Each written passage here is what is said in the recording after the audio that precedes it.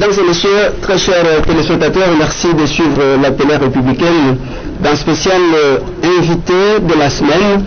Invité de la semaine reçoit pour vous Serge Bondedi. Serge Bondedi est secrétaire général d'une organisation gouvernementale dénommée IMAE. Vous allez découvrir ce que signifie IMAE avec lui dans ce premier numéro du mois de février. Nous allons essayer de comprendre si la privatisation des écoles privées en République démocratique du Congo constitue une chance ou une menace contre l'éducation. C'est parce que certainement IMAE s'occupe de l'éducation en tant qu'une organisation gouvernementale, c'est-à-dire membre de la société civile. Voilà pourquoi, vous le savez, depuis l'avènement de Félix Tshisekedi au sommet de l'État avec la gratuité de l'enseignement, beaucoup de gens sont en train de s'interroger si effectivement l'éducation en RDC va sa raison d'être. Avec Serge Imaye, nous allons essayer de répondre à toutes ces questions. Serge, bonjour. Bonjour, Papa Willy. Voilà, vous êtes le secrétaire général de l'organisation gouvernementale IMAE. Est-ce que vous pouvez nous dire ce que signifie IMAE?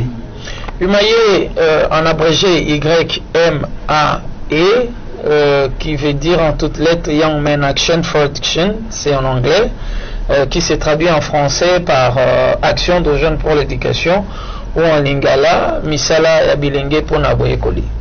Alors, beaucoup de gens ici à Kinshasa ou à travers le pays vous connaissent comme celui qui a mené la campagne de l'Union Lingala, école les gens mon bon côté. Oui. On peut traduire ça en français par l'école, c'est pas de l'argent, oui, c'est pas un fonds de commerce, voilà, de la marchandise, n'est pas un business. Voilà. Nous allons essayer de ramasser toutes ces questions-là. Vous avez mené une campagne sur la ville ici pour dénoncer la commercialisation, la marchandisation de l'enseignement en République démocratique du Congo.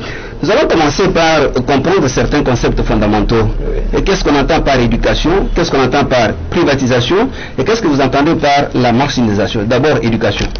Oui, l'éducation, comme nous le savons, et les communs le montrent sûrement aussi, que c'est un facteur important du développement, un processus par lequel on forme l'homme ou l'enfant, et ce processus comprend plusieurs dimensions.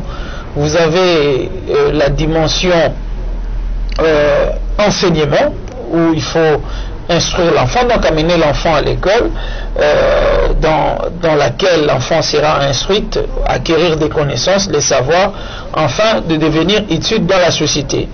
Et au-delà de cette dimension de compréhension, l'éducation est aussi un droit reconnu à chaque individu, à chaque enfant dans l'humanité, un droit qui est reconnu par les États au moyen de plusieurs instruments juridiques internationaux. Vous avez la Déclaration universelle des droits de l'homme, vous avez le Pacte international relatif aux droits socio-économiques et culturels, vous avez la Convention de New York, autrement appelée Convention internationale relative aux droits de l'enfant.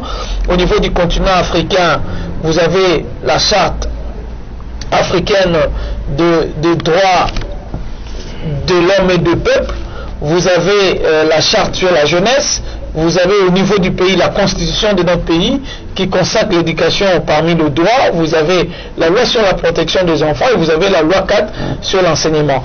Et au-delà d'être un droit, l'éducation fait partie des domaines du développement des États. Parce que par l'éducation, on forme les hommes, c'est-à-dire on dote les humains de moyens pour devenir utiles, donc c'est-à-dire avoir le savoir-faire, disposer des compétences, disposer des connaissances pour être producteur de la richesse. Donc voilà un peu ce que je peux dire en termes de l'éducation. Donc étant un droit, les États se sont donnés comme l'obligation d'assurer cette éducation à tous les êtres humains. Certainement, j'avais besoin de cette précision. Oui. L'éducation, c'est un droit de tout être humain, mais l'éducation, c'est aussi une obligation de l'État. En ce qui concerne l'État congolais, avant de passer au concept de privatisation, est-ce que tu trouves qu'en tant qu'acteur social, en tant qu'expert dans ce domaine de l'éducation en RDC, que l'État de la République démocratique du Congo s'est vraiment investi pour que le système éducationnel permette à transformer le comportement épisodique de l'enfant en un comportement standard? Bon, au stade actuel, ce n'est pas, comme on dit, un secret de polichinelle. Le politique en matière de l'éducation en République démocratique du Congo nécessite beaucoup d'efforts actuellement. Beaucoup. En partant de l'accès à la qualité jusqu'à la gouvernance, il y a beaucoup de choses qu'il faut faire. Voilà, ça fera partie du deuxième grand point. Terminons avec l'analyse des concepts privatisation. La privatisation, en fait, de l'éducation, c'est l'augmentation de la prise en charge de l'éducation par les acteurs privés. Cette prise en charge, cette augmentation de la prise en charge de l'éducation par les acteurs privés se traduit par une augmentation de la promotion des acteurs privés impliqués dans le secteur de l'éducation. Je vous ai dit tantôt que l'éducation, au-delà d'être un domaine du développement, c'est un droit. C'est-à-dire que chaque personne qui est née doit accéder à l'éducation. C'est donc une obligation pour les États de permettre aux enfants ou même aux personnes âgées qui le désirent de bénéficier de l'éducation. Donc, c'est avant tout une préoccupation de pouvoir public. Parce que le pouvoir public ne vise pas l'intérêt, ne vise pas le pécunia, ne vise pas un bien qui satisfait en contrepartie du service rendu. Mais dès lors qu'il y a la privatisation dans l'offre de l'éducation, c'est-à-dire à ce moment-là, il y a des menaces parce que l'acteur privé qui vient offrir le service éducatif attend un bénéfice. Est-ce que c'est une spécificité pour la République démocratique du Congo? En d'autres termes, dans d'autres pays d'Afrique, même à travers le monde, n'y a-t-il pas des écoles privées? Si, ça existe. Déjà, Imaye fait partie du réseau francophone de lutte contre la marchandisation de l'éducation et nous participons également à plusieurs travaux dans le cadre du consortium international contre la marchandisation de l'éducation. La privatisation, récemment, j'ai même participé à un forum international à distance avec des hauts cadres des Nations Unies où on décriait la privatisation des services de base. Une grande augmentation de privatisation des services de base, notamment l'eau, donc l'énergie en soi, l'éducation et autres. Donc, il se remarque effectivement que dans le monde entier, il y a vraiment une hausse vertigineuse de la privatisation des services sociaux de base dans l'éducation. Mais le problème est que, sur d'autres cieux, l'État joue pleinement son rôle de régulateur, pour veiller aux fondamentaux. Mais malheureusement, chez nous, c'est ce qui doit encore se faire. L'État n'est pas suffisamment au rendez-vous, ce qui fait que cette augmentation vertigineuse des acteurs privés dans l'offre de services éducatifs, au-delà de condamner cet aspect, cette augmentation, mais il y a beaucoup de choses que nous condamnons. En termes chronologiques, la privatisation de l'enseignement dans notre pays aurait commencé en quelle année? Oui, déjà notre système éducatif est le fruit de privé. Et là, ce sont les religieux. C'est-à-dire avant que l'État ne prenne l'éducation en charge, c'était les privés. C'était le privé, par les confessions religieuses qui ont reçu à l'époque du pouvoir colonial cette mission de façonner le peuple autochtone, donc la population autochtone qu'ils ont trouvé sur place au moment de la colonisation. Les religieux, vous avez les missionnaires protestantes et catholiques qui ont commencé à construire les écoles, à former les autochtones, et c'est après, avec l'avènement du maréchal Mobutu au pouvoir, lorsque il était séduit de contrôler tous les arènes du pouvoir et qu'il avait compris que l'école joue un rôle important du point de vue sociologique, parce que dans chaque école on trouve le foisonnement de ménages. C'est à ce moment-là que le maréchal Mobutu, dans son envie de tatiser aussi l'école, a pris l'éducation comme étant faisant partie des domaines prioritaires de l'État, ce qui était une bonne chose, mais il n'a pas pu supporter ce poids. Parce que ça coûtait tellement cher, ça coûtait énormément, qu'il était obligé de de reconfier ce travail aux missionnaires, notamment l'école. C'est en ce moment qu'en 1977 qu'on parle de la convention État et les églises, où le terme les écoles conventionnées ont pris naissance. Alors, vous allez exploiter vraiment cette étape ou bien ce point.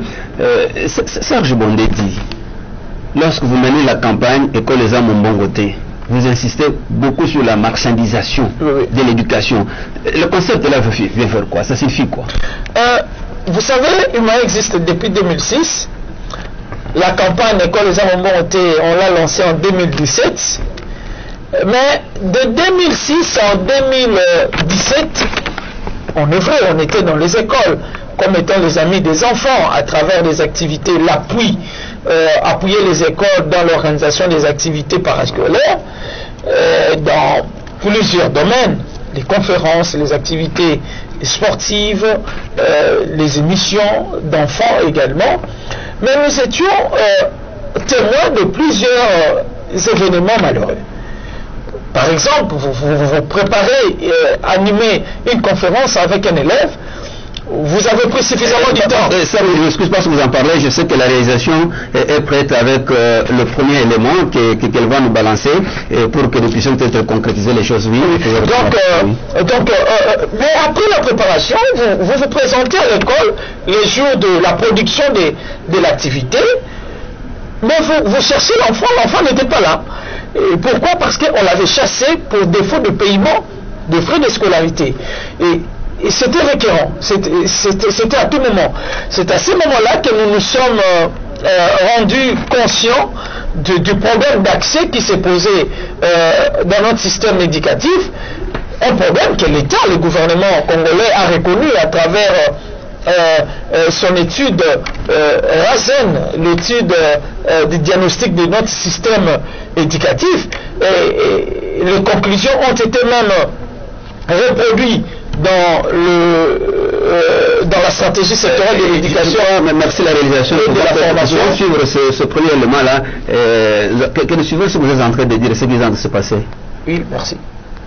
De la qualité de l'éducation tout en proposant des stratégies appropriées. La cérémonie officielle du lancement de l'étude sur la privatisation de l'éducation, une étude qui a été réalisée par Open Society Initiative for Southern Africa, aussi ça, qui est notre partenaire, sous la consultance du professeur Mokondi de l'université de Kisangani, et nous, UMAE, acteurs ou partenaires éducatifs qui œuvrent dans le secteur de l'éducation, notamment sur des grandes questions qui jadis étaient réputées tabous.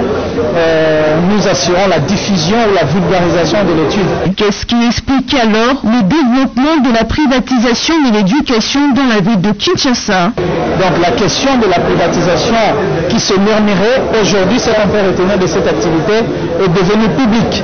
Donc il y a des questions majeures dans la privatisation de l'éducation, qui veut dire l'éducation comme un des secteurs vitaux du développement doit d'abord demeurer un instrument de l'État pour atteindre ce développement.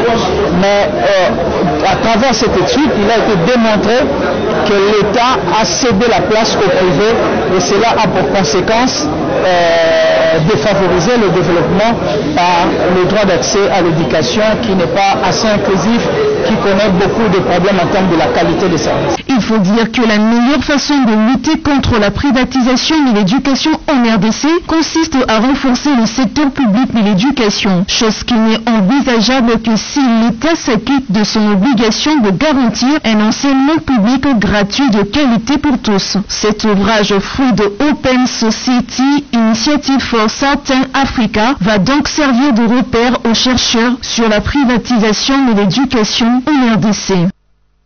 Ici, pour parler de causes. Oui. J'avais déjà commencé les causes. Serge Bondé dit, c'est quoi? Quelques minutes, comme ça nous allons passer aux conséquences. Oui, merci beaucoup pour cette question.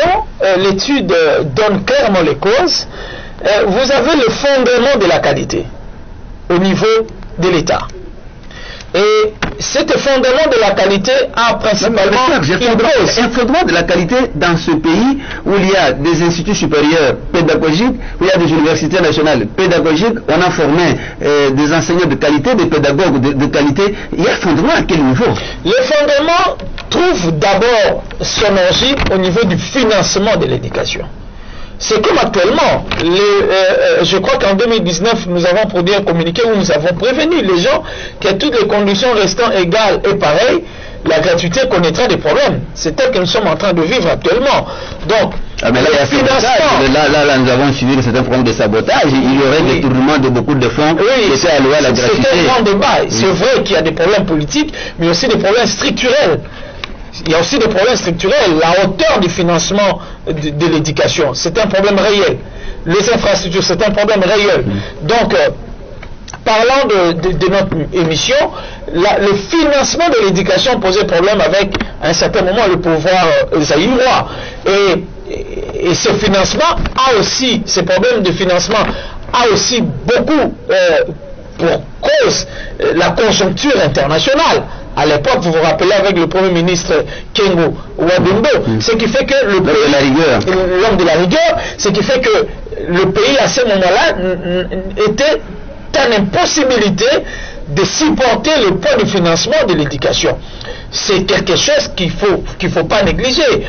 J'ai même suivi l'IGF quand tu parlais, entre parenthèses, que les enseignants seraient le bénéficiaire de la gratuité. Là, en tout cas, comme expert dans le secteur, j'ai dit qu'ils se trompent. Les bénéficiaires de la gratuité sont d'abord les enfants. Ce n'est pas les enseignants. Et je vais même très loin lorsque certains syndicalistes estiment que la gratuité, c'est d'abord l'affaire des enseignants. Non. La gratuité ou le financement de l'éducation, c'est un paquet qui prend en compte plusieurs aspects. Donc, déjà, le financement des enseignants posait problème à ce moment-là.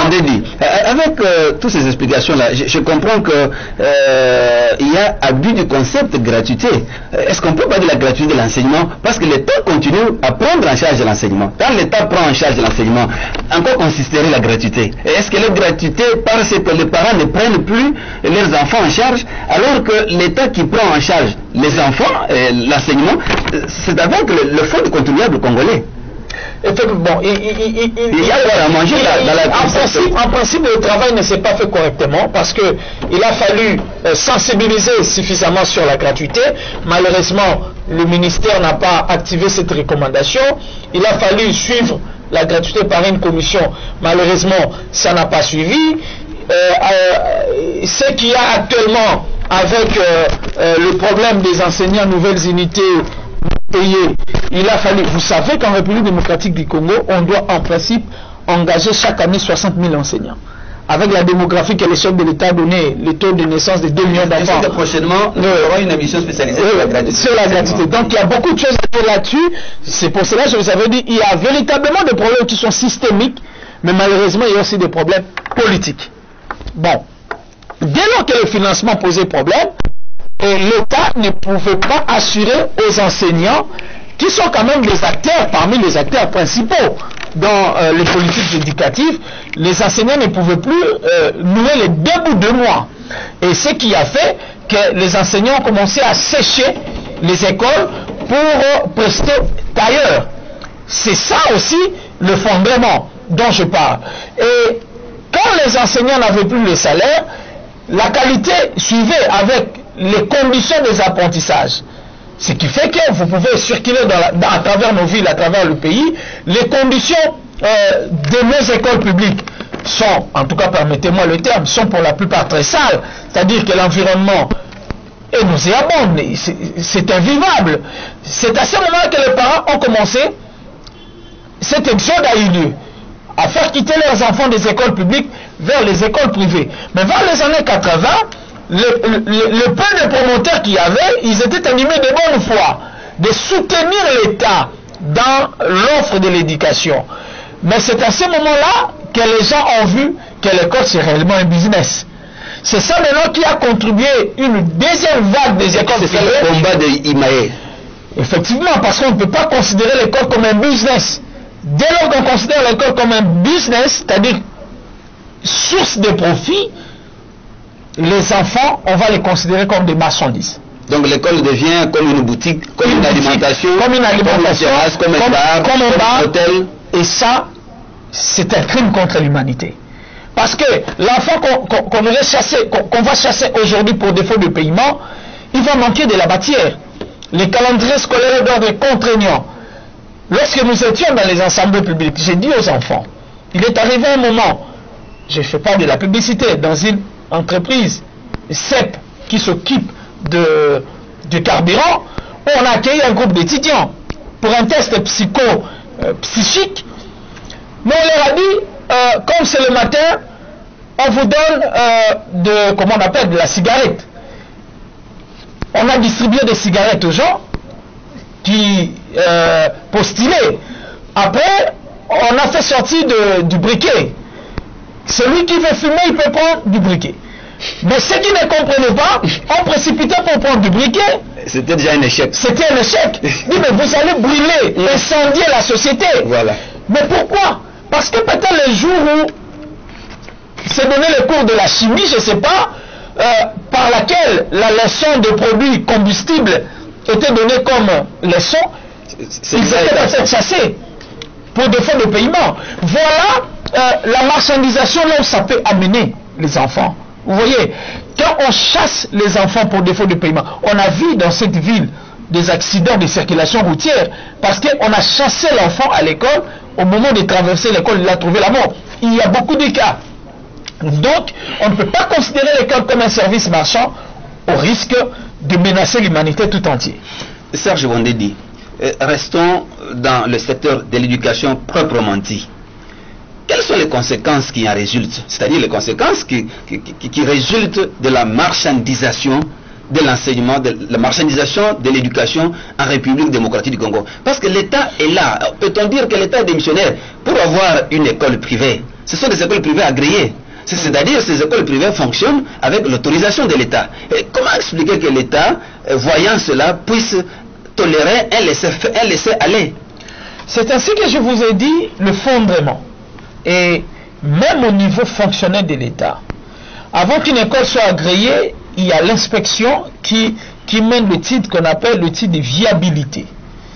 Il doit voir le bâtiment, donc les infrastructures. Si ces infrastructures sont viables, et il doit voir les enseignants.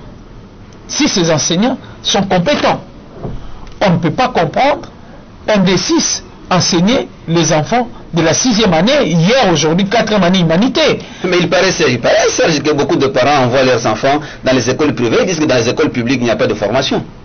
Mais vous savez, la problématique de la qualité, c'est un grand débat. C'est un grand débat. Mais la plupart de nos dirigeants, moi, je ne suis pas le produit d'une école privée. Je suis le produit d'une école conventionnée catholique, même si on est à côté de tirer sur certaines questions. Mais on ne peut pas confondre bien parler français, la qualité.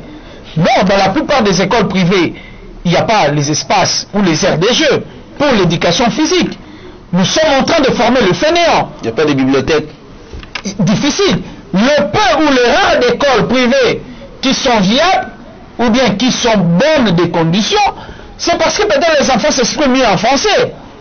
Mais l'éducation morale, les règles de politesse, mais c'est un grand débat.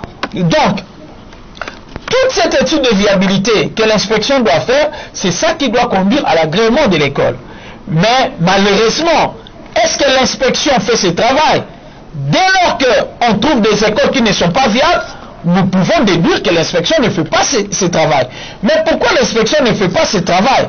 Est-ce que l'inspection a des moyens? Combien est payé un inspecteur itinérant? C'est là où nous disons que l'État doit revenir dans ses rôles et fonctions. Et dans ses fonctions, c'est le financement. L'inspecteur qui doit vérifier. Ils sont souvent tentés par la corruption. Parce que l'État qui l'envoie pour vérifier, contrôler la viabilité, l'État ne le paye pas. Ce n'est pas non plus parce qu'on ne vous paye pas qu'il faut tomber, être séduit dans la corruption. Sinon, nous rentrons une fois de plus sur l'éducation morale. Mais ce sont des évidences. Ces écoles qui fonctionnent, comment obtiennent-elles des agréments? Vous avez des écoles de députés, vous avez des écoles des anciens premiers ministres dans ce pays.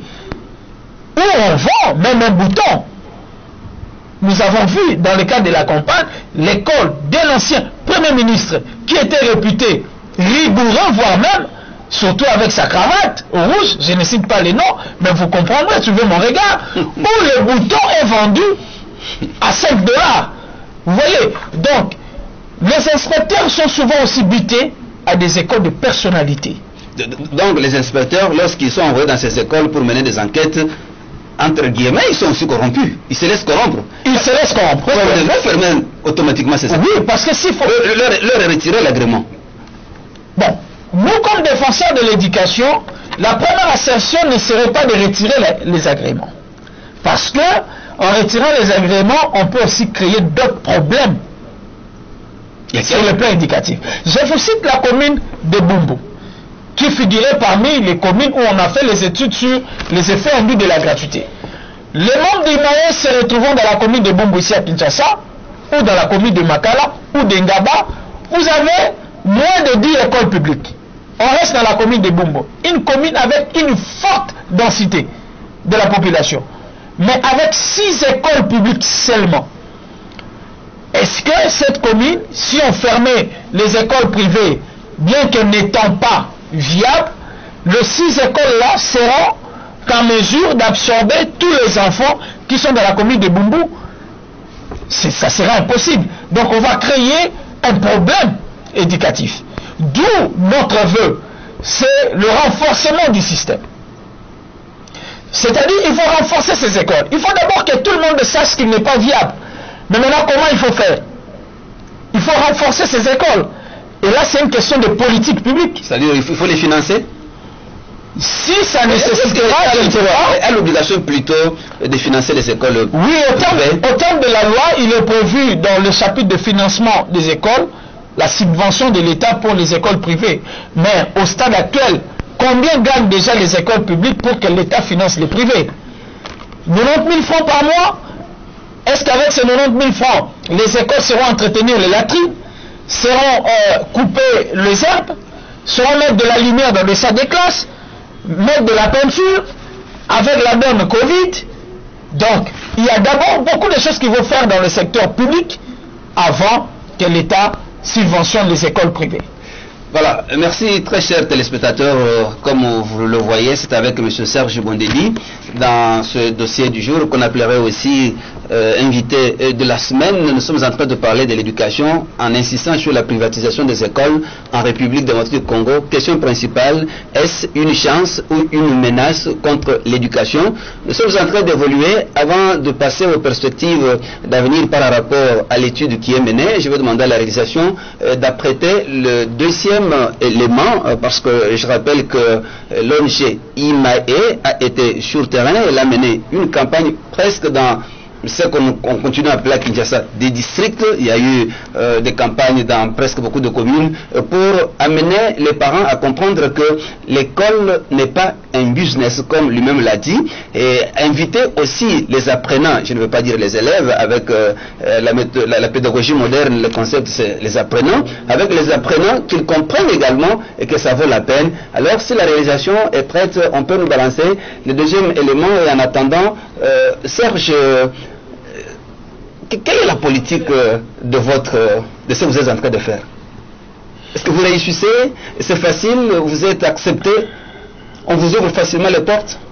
C'est difficile d'être facilement accepté par des personnes qui considèrent l'éducation comme un produit marchand source de profit. C'est très difficile. C'est très difficile parce que il nous arrive de perdre certaines relations. Il nous arrive de voir les portes fermées. Il nous arrive très souvent d'être détestés. Je peux vous citer actuellement les portes de certaines écoles conventionnées catholiques me sont fermées. Pourquoi? Parce que j'étais contre le point de vue du cardinal, selon lequel seuls les enseignants professant la foi catholique seraient autorisés à enseigner. Je ne dirais même pas quelques écoles, toutes les écoles conventionnées catholiques. Il a compris le conseil des gens, ça n'a pas été d'application. Mais actuellement, il y a un travail de d'identification qui se fait dans les écoles, où on identifie même la paroisse et la carte de baptême. Pour avoir émis cet avis contraire, les portes des écoles catholiques sont fermées pour y mailler. Mais nous comprenons. Vous savez, le changement de mentalité, c'est un long combat. C'est un long combat, mais au finish, les gens comprennent toujours. Ils finissent par comprendre ce que nous faisons, mais parfois lié avec plusieurs impératifs, plusieurs obligations, ce qui fait qu'ils développent une sorte d'antipathie vis-à-vis de nous. Mais c'est un travail que nous avons choisi et nous continuons. Donc voilà un peu ce que je peux dire par rapport à ça. Voilà. Serge, passons aux perspectives d'avenir. Vous avez mené la campagne, il y a eu des portes qui vous ont été ouvertes, d'autres vous ont été fermées. Je vois là-bas avec notre réalisation, avec cet élément. Est-ce que vous pouvez dire aux téléspectateurs là, c'était dans la campagne, hein? Oui, c'était toujours dans cette campagne, dans ce travail de la diffusion de l'étude sur la privatisation. Là, c'était lors de la phase de réunion de plaidoyer avec les acteurs de la nouvelle société civile congolaise. On a fait des réunions de plaidoyer avec les organisations de la société civile, et là c'était les organisations de la société civile membres de la nouvelle société civile congolaise, qui est conduit de maître du Jonas Tchombela. Il y a eu aussi d'autres avec les organisations membres de la CONEPT. On a même eu des réunions de plaidoyer avec les coordinateurs des écoles publiques conventionnées, avec des autorités aussi du pays, dont le secrétaire général de l'EPST, l'inspecteur général, le ministre provincial de la ville de Kinshasa, et même le ministre, bien que c'était avec ses conseillers, pas avec lui-même. Et on a aussi, donc c'était dans ces cadres-là, où les acteurs de la société civile étaient édifiés sur cette question de la privatisation qui a un impact vraiment assez négatif dans la formation de jeunes en République démocratique du Congo. Serge Bondé dit, la société civile est plurielle, vous aimez le dire, je vous lis souvent sur les réseaux sociaux, c'est un débat, la société civile est plurielle. Est-ce que vos camarades ou vos pairs de la société civile vous soutiennent? Elle est plurielle parce qu'il y a beaucoup de secteurs. Oui. Vous êtes dans l'éducation, la nouvelle société civile congolaise est dans beaucoup de choses, droits de l'homme, élection, Assado, défense des droits de l'homme, tout ça, etc. Alors, est-ce que vous formez un corps, vous formez un tout dans ce combat, et parce que sans l'éducation, les droits de l'homme n'auront pas leur place? Oui, en tout cas, en ce qui me concerne, étant à de bons termes avec la plupart de mes aînés, hein, je crois que quand on a commencé la campagne, si je peux citer Jonas Tchombela, il nous a beaucoup soutenus. On peut y aller vite pour passer vers la fin de l'émission. Oui, il y a beaucoup avec qui on a vraiment de bonnes relations, où on se communique des informations, et vous avez vu même quand il y a eu la marche de soutien à la gratuité, et les réunions, l'initiative est venue de la nouvelle société civile. C'était vraiment une association d'efforts. En tout cas, dans la mesure du possible. Vous savez, la société civile, il n'y a pas assez de moyens. Hein. Dans la mesure du possible, ils nous soutiennent. S'il faut organiser des activités, s'il faut organiser une réunion, le cadre, nous approuvons, le membre, on envoie. En tout cas, en ce qui me concerne, s'il faut échanger avec mon aîné Kapiamba, je vais dans son bureau, on échange. Votre réalisation est très superbe, Mme Rémi. Cet élément-là pour montrer il faut, avec mon aîné Jacques Chimbalanga de la CONEPT, on échange presque chaque jour au téléphone. Donc, Serge Bondé, avant de prendre le troisième élément et le dernier pour clôturer notre émission, quelles sont les perspectives d'avenir au regard de tout de la campagne que vous avez menée sur terrain, de l'étude que vous avez faite? Quelles sont les perspectives d'avenir pour que les écoles privées ne constituent pas une menace pour l'éducation en République démocratique du Congo? La perspective d'avenir, c'est d'amener l'État à rentrer dans ses rôles et fonctions. Parce que c'est l'État qui est le pouvoir organisateur de l'enseignement. S'il n'agit pas en fonction de ses rôles, tel que le veut la loi, nous allons continuer dans presque l'anarchie. Et Deuxièmement, l'État doit continuer dans cet élan du financement de l'éducation.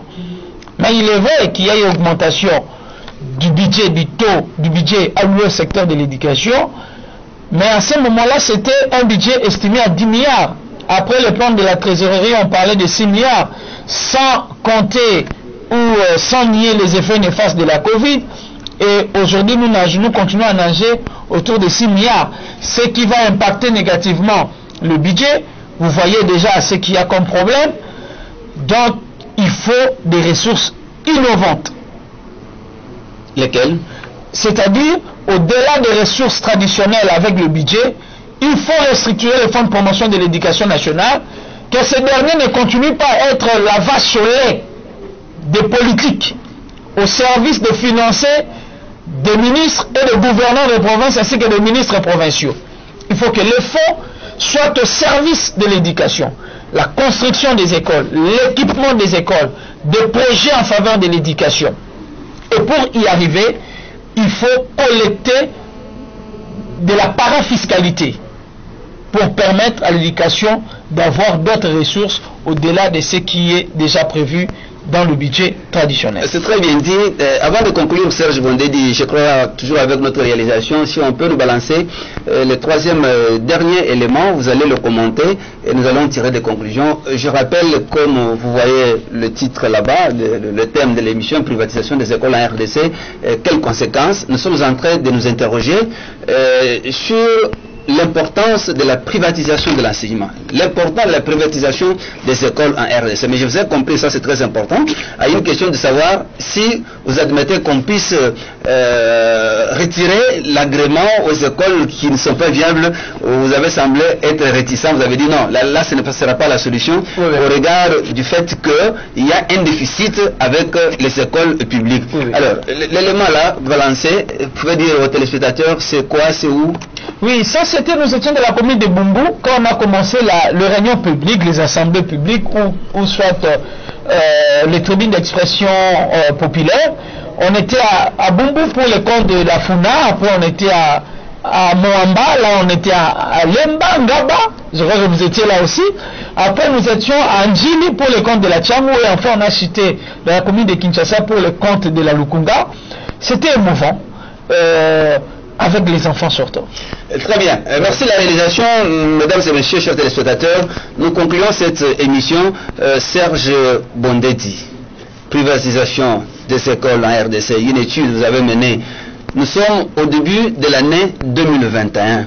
Pouvez-vous dire aux téléspectateurs quelle sera la prochaine campagne ou bien quelle sera la prochaine étude pour arriver à aider la RDC? Parce qu'en tant que société civile, vous êtes, comme on le dit toujours, l'église au milieu du village, vous apportez des contributions à l'État congolais. Alors, qu'est-ce que vous comptez faire comme Imaye? Oui, comme Imaye, et ici, surtout à notre partenaire aussi, ça, c'est qu'on continue le travail dans ces plaidoyers. Il y a beaucoup de travail qu'il faut faire. Il faut que les gens continuent à comprendre ce que c'est l'éducation, parce que nous avons maintenant une génération qui pense que l'éducation est un service marchand. Parce que tous ceux qui sont nés à partir des années 92 ont vécu dans l'environnement où on payait le frais. Et aujourd'hui, nous sommes en 2020, ils ont 30 ans. 2021. Ils ont près de 30 ans. Vous voyez? Donc ils sont dans cette fourchette des adultes. Il faut continuer la sensibilisation. Et il faut renforcer l'État à travers tout ce qu'il faut faire comme projet, activité, de manière à sorte que l'État revienne dans ses rôles et fonctions. Merci beaucoup Serge Bondedi d'avoir répondu à notre invitation avec ce tout premier numéro. Mesdames et messieurs, très chers téléspectateurs, le numéro est là, vous pouvez appeler, nous allons continuer dans le couloir. Si vous voulez intervenir ici sur la télé républicaine, vous serez le bienvenu ou la bienvenue ou même les bienvenus. Et il y a beaucoup d'espace pour vous. Venez donner vos idées, venez partager l'expertise avec des Congolaises et des Congolais, des milliers d'ailleurs qui sont en train de nous suivre. C'était spécial dossier du jour, spécial invité de la semaine. Merci à toutes les réalisations, merci à vous très chers téléspectateurs pour avoir été des nôtres. À la prochaine.